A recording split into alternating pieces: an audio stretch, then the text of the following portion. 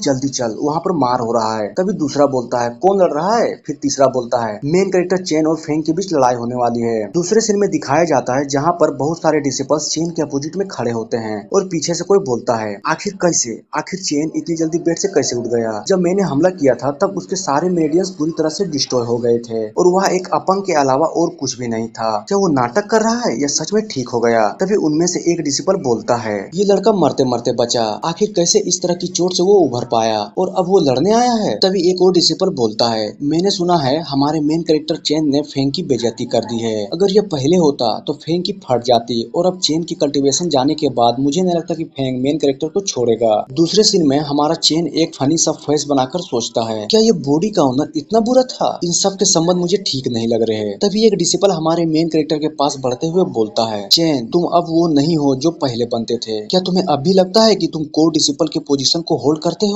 तभी पीछे से कोई बोलता है कम ऑन ब्रदर फेंग और ये सुनकर फेंग हंसने लगता है। तभी सीन चेंज होता है और डिसिपल आपस में बात करने लगते हैं जिसमें कोई बोलता है ब्रदर फेंग इसे लाइटली नहीं लेंगे, मुझे नहीं लगता कि वो एक मूव में इसे मारने वाले हैं क्योंकि ऐसा हुआ तो सिस्टर जियांगमिंग को कैसे एक्सप्लेन करेंगे। फिर उनमें से एक बंदा बोलता है चेन कोर डिसिपल से डिमोट होकर स्लेव बन चुका है, अगर मुझसे पूछो तो मुझे नहीं लगता कि वो सिस्टर जियांगमिंग के काबिल हैं। तभी दूसरा बोलता है जहाँ तक मुझे पता है कि सिस्टर जियांग 5 साल पहले सेक्ट में ज्वाइन हुई थी और माउंटेन के बीच ने जान पर जब हमला किया था तब हमारे मेन कैरेक्टर ने आकर उसे बचा लिया और बहुत सारे गंभीर चोटों के कारण वो 1 साल तक बेड पर पड़ा रहा। फिर सीन चेंज होता है और हमें पास्ट के बारे में बताया जाता है। जब सिस्टर जियांगमिंग 10 साल की थी तब हमारा मेन कैरेक्टर 13 का था। तभी जियांग कहती थी ब्रदर चेंग जब मैं बड़ी हो जाऊंगी तब आपसे शादी करूंगी। फिर ट्रेनिंग के टाइम जियांग एक मुर्गे को लेकर आती है और चेंग से कहती है चलो हम मुर्गा पकाते हैं और साथ में खाएंगे और इससे तुम मेरी कुकिंग स्किल को भी टेस्ट कर पाओगे। तभी दूसरे सीन में चेन को कल्टीवेट करते हुए दिखाया जाता है और जियान उसे खिड़की से देख रही होती है और बोलती है मास्टर ने कहा मुझे कड़ी मेहनत करनी होगी, मैं शायद ही कभी बाहर आ सकती हूँ लेकिन आपको चिंता करने की कोई जरूरत नहीं है, मैं आपसे चुपके से मिलने जरूर आऊंगी। ब्रदर चेन अगर आपने गोल्ड रिल में ब्रेक थ्रू कर लिया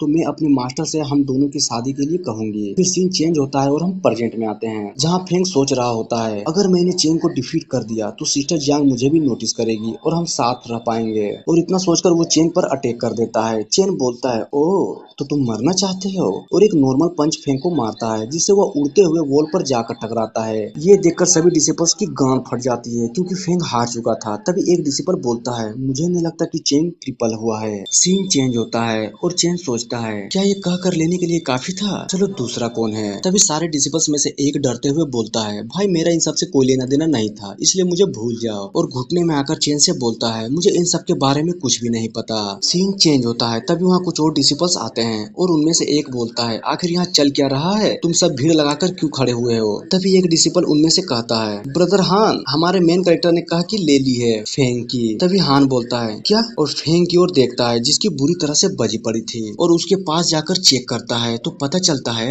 मेरिडियंस टूट चुके हैं और सी ऑफ क्यू आई भी डैमेज हो चुका है। अगर ये ठीक भी हो गया तो इसके कल्टीवेशन के कुछ लेवल घट भी जाएंगे। तभी हान चिल्लाकर हमारे मेन कैरेक्टर से कहता है आखिर तुमने ऐसा क्यों किया। तो गाइस इतना कहते ही ये एपिसोड खत्म हो जाता है। तो मिलते हैं फिर किसी नेक्स्ट वीडियो में। So thank you.